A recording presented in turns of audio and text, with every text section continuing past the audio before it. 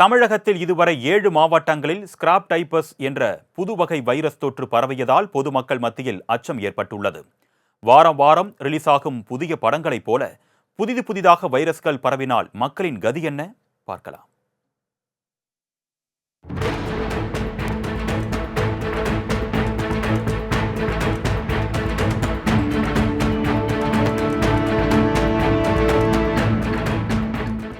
நுரையீரல் தொற்று, நிமோனியா காய்ச்சல், கோமா, சுவாசம் செயலிழப்பு, கல்லீரல் பாதிப்பு இவ்வாறான உயிருக்கு ஆபத்தை ஏற்படுத்தும் அபாய கட்டத்தை தரக்கூடியதாக தற்போது மக்களை பீதியில் ஆழ்த்தி இருப்பதுதான் ஸ்கிராப் டைபஸ் எனும் வைரஸ் தொற்று.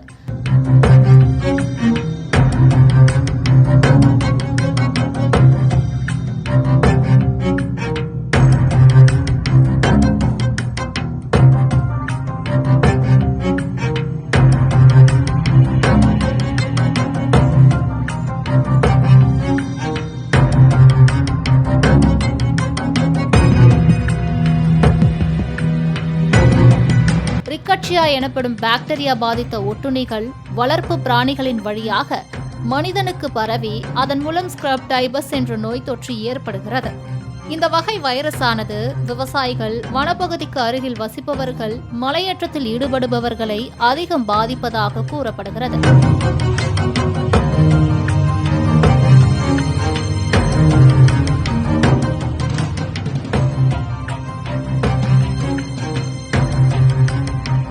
ஸ்கிராப் டைபஸ் நோய் பாதித்தால் காய்ச்சல், தலைவலி, உடல் சோர்வு, உடலில் தடிப்புகள், அரிப்பு ஆகியவை ஏற்படும். இந்த அறிகுறிகள் அனைத்தும் 7 முதல் 14 நாட்கள் இருக்கும் என்றும் மருத்துவர்கள் எச்சரிக்கை விடுத்துள்ளனர். ஸ்கிராப் டைபஸ் என்ற பாக்டீரியா தொற்று அதிகரித்து வரதா நம்ம சுற்றறிக்கை கொடுத்துருக்கோம். எந்தெந்த மாவட்டங்களில் எந்த மாதிரியான பகுதிகளில் இந்த தொற்று இருக்குது, பொதுமக்கள் முதற்கட்டமாக என்ன பண்ணணும்? இப்போ இது என்னென்ன ஸ்கிராப் டைபஸ்ங்கிறது ஏற்கனவே ஒரு எக்ஸிஸ்டிங் உள்ள ஒரு பாக்டீரியல் டிசீஸ் தான். ஃபஸ்ட்டு இதை பற்றி பயப்பட வேண்டாம். நம்ம பொது சுகாதாரத்துறையில் என்ன பண்ணுவோம்னா, ஒவ்வொரு பகுதியில் எந்த மாதிரி ஃபீவர் வருது, என்ன சிம்டம்ஸ் வருது தொடர்ந்து கண்காணிச்சிட்டு இருப்போம். ஸோ அதை பொறுத்து அந்த பகுதிகளுக்கான அட்வைஸு தொடர்ந்து கொடுப்போம். ஸோ அந்த மாதிரி பண்ணுறது தான் இந்த ஸ்கிராப் டைப்ஸ்க்கான அட்வைஸு. ஸோ இது ரிக்கெட்ஸே அப்படிங்கிற ஒரு பாக்டீரியாவிலேருந்து வர்றது தான். இது காமனாக என்ன பண்ணுன்னா, அந்த டிக்ஸ் அண்ட் மைட்ஸ்ன்னு சொல்லுவோம். ஸோ அந்த ஒட்டுண்ணிகள்லேருந்து, அந்த புஷஸ் புதர்கள்லேருந்து ஒட்டுண்ணிகள் மூலமாக மனிதனுக்கு பரவக்கூடியது. ஒரு பீரியடில் இந்த காட்டுக்குள்ளே போகிறது, புதருக்குள்ளே இருக்கிற மக்களுக்கு மட்டும் வந்துட்டு இருந்தது. இப்போ பரவலாக எல்லா இடத்துலையும் இருக்கிறதால தான் இந்த அட்வைஸரி நம்ம கொடுத்துருக்கோம். ஸோ இதை பற்றி பொதுமக்கள் பயப்பட வேண்டாம்.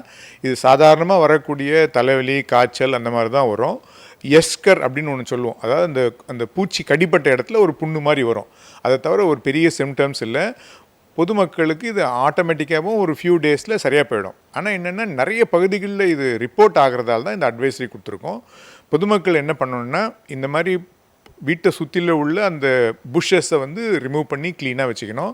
அப்படி ஏதாவது அந்த ஒன்னிகள், டிக்ஸ் அண்ட் மைஸ் தான் இருந்ததுன்னா அதை உடனுக்குடன் சுத்தம் பண்ணணும். ஒரு ஃபீவர் தொடர்ந்து ஒரு 2-3 டேஸ் இருந்ததுன்னா உடனடியாக நீங்கள் ஹாஸ்பிட்டலுக்கு ரிப்போர்ட் பண்ணிங்கன்னா அதுக்கு உண்டான டயக்னோசிஸ், ட்ரீட்மெண்ட்டாக கொடுப்போம். It's only an advisory. பயப்பட வேண்டாம். செல்ஃப் லிமிட்டிங் தான். ஒரே ஒரு காஷன் சில டைமில் ப்ரெக்னென்ட் மதருக்கு இந்த ஸ்கிராப் டைபஸ் வந்ததுன்னா கொஞ்சம் சீரியஸாக இருக்கும். ஸோ அந்த டைமில் மட்டும் நம்ம எக்ஸ்ட்ரா கேர்ஃபுல்லாக இருக்கணும். இப்போ இந்த பாக்டீரியா தொற்றை சரி பண்ணுறதுக்கான மருந்துகள், அப்புறம் மருத்துவ முறைகள், அதுக்கு நம்ம தயாராக இருக்குமா? நம்ம மருத்துவமனைகளுக்கு அறிவுறுத்தல் கொடுத்துருக்கோமா?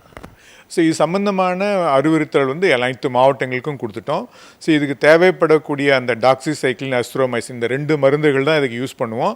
இது நம்மக்கிட்ட போதுமான அளவுக்கு ஸ்டாக் இருக்குது. ஆரம்ப சுகாதார நிலையிலே இதுக்கான ஸ்டாக் வச்சுருக்கோம்.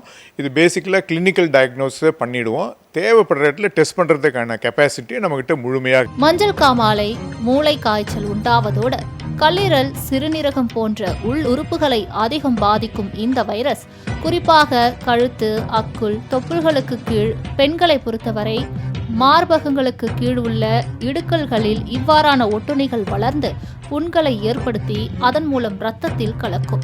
இது குழந்தைகள் முதல் பெரியவங்க வரை யாரை வேணா இந்த நோய் தாக்குதலாம். இதனால ஏற்படக்கூடிய சிம்டம்ஸ் பார்த்துட்டிங்கன்னா நார்மல் காய்ச்சல் மாதிரியே தான் இருக்கும், வைரஸ் காய்ச்சல் மாதிரியே தான் இருக்கும். ஆனால் தலைவலி அதிகமாக இருக்கும். அதே சமயத்தில் ஃபீவர் பார்த்துட்டோம்னா 102, 103 போகும். அதே சமயத்தில் குழந்தை ரொம்ப சோர்வடையும்,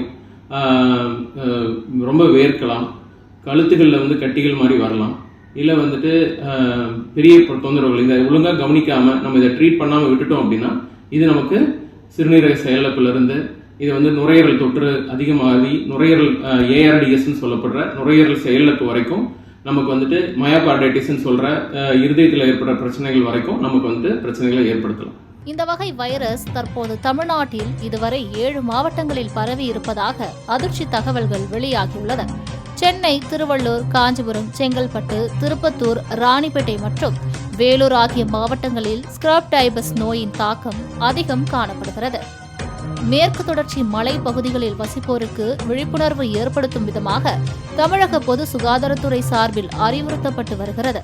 இது தவிர மனிதர்களுக்கு வைரஸ் பரவுவதற்கு முக்கிய காரணம் வளர்ப்பு பிராணிகளின் மூலமாகத்தான். ஆகவே வீட்டில் மற்றும் தெருக்களில் வசிக்கும் நாய், பூனை, எலி உள்ளிட்ட பிராணிகளிடம் மனிதர்கள் எச்சரிக்கையாக இருக்க வேண்டும் என்றும் வீட்டில் வளர்க்கும் பிராணிகளை மருத்துவமனைக்கு அழைத்து சென்று மருத்துவ பரிசோதனைக்கு உட்படுத்த வேண்டும் என்றும் மருத்துவர்கள் அறிவுறுத்துகின்றனர். மாலை முரசு செய்திகளுக்காக செய்தியாளர் செலினா.